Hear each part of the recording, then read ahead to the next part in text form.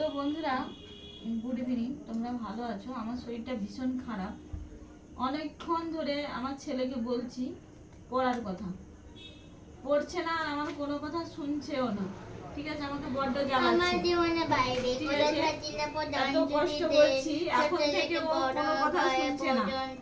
এই দেখো, বলার সাথে সাথে পড়া শুরু করে দিয়েছে। আর একটু যা আমার তো ভীষণ কানে যন্ত্রণা করছে, কেন জানি না, ঠান্ডা লেগেছে কিনা জানি না। আবার এই দেখো, আমার কাজের জিনিস নিয়ে এসে মাতব্বরি শুরু করে দিয়েছে। তোমরা কি ছোটবেলায় কেউ এরকম বদমাশি করেছো? এতটা বদমাশি করেছো? আমরা তো ছোটবেলায় এতটা বদমাশি করিনি, সত্যি কথা। বাবা মাকে ভয় পেতাম। দেখেছি তখন তুই ঠিক করছিস তো? হ্যাঁ,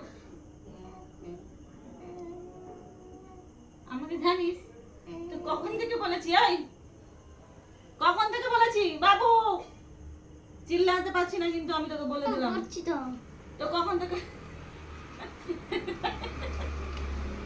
তো দাঁত দেখলে না, এই রকমই করে আমাকে আমার রাগটাকে ইমপ্রেস করে দিল। দেখো দেখো বন্ধুরা, মাসিকে ইমপ্রেস করে দিল ভাইয়ের দাঁত দেখিয়ে। দাঁতগুলো দেখো, পুরো কোদাল। দেখো মা আর ছেলের খুনসুটি। ঠিক আছে, দেখো কেউ বলবে এরা মা ছেলে। বলছি আমার শরীর ভালো না, কেন এরকম করছে? আমি বাবাকে ফোন করবো না, আমাকে জ্বালিয়ে খেয়ে নিচ্ছে। দেখুন আমার এতটা পড়া হয়ে গেছে আর বলছে পড়ছে না।